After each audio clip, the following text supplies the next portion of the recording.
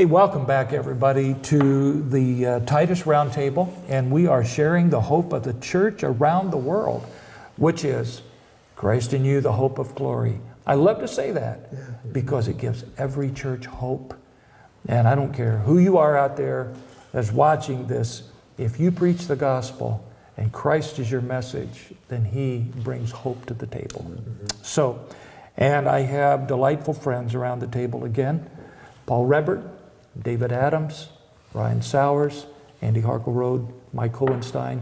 These are all my pastor friends that are in central Indiana and Illinois. Actually, we had hoped to be a little more heterogeneous in the sense, but we are kind of all from the same Midwestern areas, and some from small towns, some from bigger towns. Paul's in the biggest town. 30,000. 30,000, I mean, so that's small. But anyway, we're here at the Titus Roundtable. We've been talking about how to let Jesus build His church, still maintain responsible leadership. And we said He entered by grace and initiated things. We embrace that by faith, and then we begin to establish ministries to say yes to God in those visits of grace. And then we continue to grow His life in our church by keeping people, pointing them back to staying in love with Christ. Now, what's going to happen is for sure there's going to be warfare. Mm-hmm. So we have grace and we have faith and we have worship, but then there's a new stewardship that none of us like, really, and that's the stewardship of warfare. And so here's what we like to say there. This is the introductory statement. The authority and the sufficiency of Christ is tried and proven in the oven of adversity.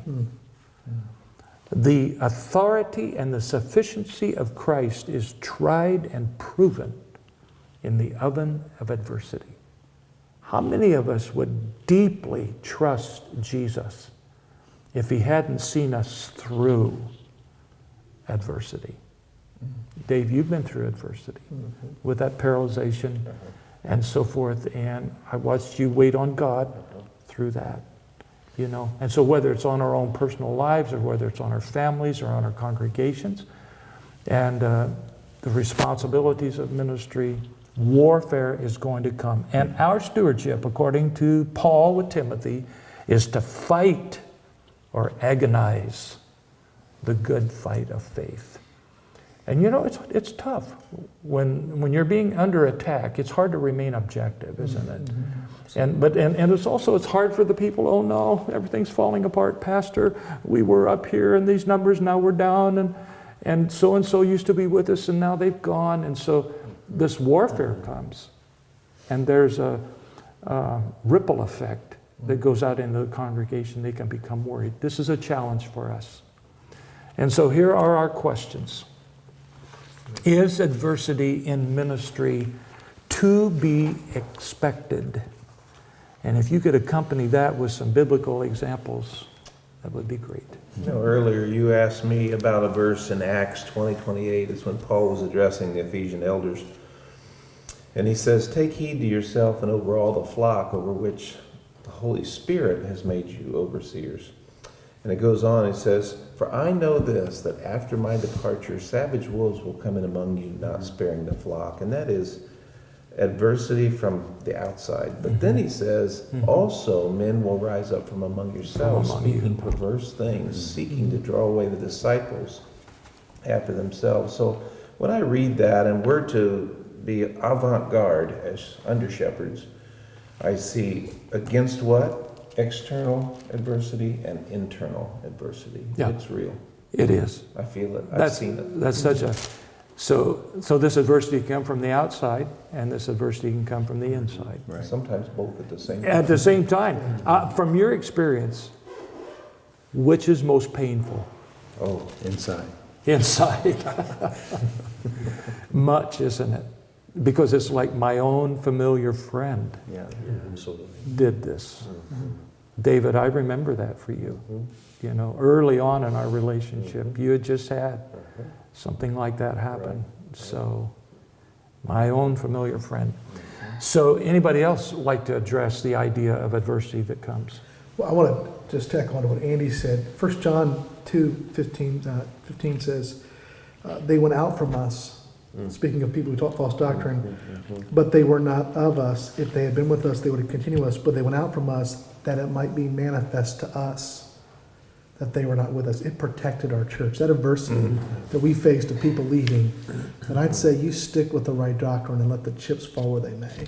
Because that is God's protection and showing to us, hey, look, those people, that adversity you faced was my protection of your church on that point. All the while grieving over the loss of their well-being spiritually. Yeah. And you know what, Paul? Your comment there, please remember what you said, is going to give birth to our next point as far as the stewardships are concerned.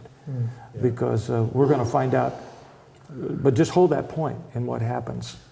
So here's a question. What shape do some of these attacks come in? Now, while you're thinking about that, this church, 1985, First Baptist Covington, was visited by a mighty move of God. It overflowed to our church in Danville, and we had 7.5 weeks of a mighty move of God in here. And there were so many people in the building, they couldn't be seated. Parents had their children on their laps, and there was standing room only, standing around the walls. Every day there were testimonies on the radio of people getting saved or getting right with God. My own mother testified of her possessiveness of me and my brother Jim whenever. And here's my mom that at that age was repenting of stuff that was so deep in her as a young woman. And yet we had the idea that revival was the end of all trouble. And I would say that I wrote this book, and we're doing this session right now because of what I saw happen to our church after revival. The adversity came. Oh, this wasn't supposed to happen. I thought we had it all settled. And actually, in some people, they say this, that revival was the worst thing that ever happened to our church. Well, the thing about it was, that revival brought sin to the surface. And now we had to deal with it, right? And then some who were set in their ways and proud, the revival exposed their lack of transparency, and the walls came down, the roof came off, and all of a sudden they felt unclothed, in the situation. So there was a reaction. What are some of the forms that you've seen happen with adversity? It came in the form of? Sometimes it's opportunity. So an example is a young person just gets saved or just really begins to be on fire for the Lord, and then they have these great opportunities in the world that come up. Oh yeah. I can be X, this, that, or the other great person, and that's an opportunity as the world sees it, but it's a distraction from the spiritual side of things. And so that's an obstacle a lot of students, I think, run into when they decide to follow the Lord. Good things might come that could be good, but they're not as good as following Jesus. Paul, you remember we were in a conference together a couple of weeks ago out at camp, and remember how Les said that these celebrities will get saved, and all of a sudden they go on their celebrity, and then they crash and burn because they aren't grounded? Yeah. See, that's another one, is maybe underdevelopment, overexposure, underdevelopment, like a bad Walmart picture, So, all right, so it can come in all kinds of forms, can it? Yes. Does anyone else want to suggest a form or two? But we get the idea, right? I think methods. It seems like it stirs around methods. What's the old cliche? Methods are many, principles are few. Methods may change, principles never do. And it seems like that's where the fighting takes place. And we rarely seem to fight over truth. We typically seem to fight over methods. I get calls, your music's too old-fashioned. We're going to look elsewhere. In the same week, I'll get calls, your music's too new. I'm going to look elsewhere. So it's just preferences and methods, and it's just how Satan keeps it stirred up. Yeah, that's good. And when you came here, you helped me change. And you did. You helped me change. Do I and owe you see, an apology? yeah, well, or Good change. some other. No, but you helped me change in some of the ways we went about things, you know. And I think I probably had some insecurities in making some of those changes that better ministered to our people. And now, as I'm out and about looking around, I look back on this place and how it's been morphed into something that's very, very good for where we are. Praise God. We want to wrap this up. But remember, we're talking about adversity. Grace, Christ comes in by grace. We embrace Him by faith. That then keeps us in love with Him, or should be. We continue in worship, but we're going to face warfare here. I want to maybe end this session by saying this. I read a quote that says, Satan is nothing more than God's master fencer who teaches us how to use our sword. And so what has to happen, I think, for us as leaders is that we have to help our people embrace adversity and believe God that it itself is even a grace that will help us to become more dependent. Amen. And I remember when I came here, Joe Bucher was the chairman of the deacons, and Joe came to me crying that first day, big old tears running down his eyes, and I took him in my arms and I said, Joe, we're going to call this ministry to a complete stop. Amen. And I don't think it hurts for ministries to just say, you know what, we're going to put all our eggs in one basket. We're going to come back to the starting place. And we're pretty spread out and pretty thin right now, getting a lot of attacks. Let's come back to Jesus in the center.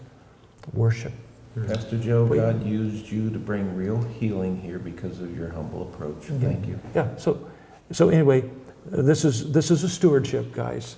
And for those of you who are watching, this is a stewardship of warfare. Please understand that we've all faced it. You will always face it. If things are good or happen. I will tell you this, I don't wait for the next shoe to drop. You know, I don't like it when somebody says, well, this has happened, must be going something go really wrong. Oh, that's a fatalistic idea. You know, because I will tell you that Jesus, the resurrected Christ, is more powerful than any shoe that Satan can drop. That's right. And so we have that hope too. Thanks for watching the Roundtable today. And check out our blogs. Get our materials. We're here to serve you if you'd like to be in touch with us. Thanks, guys.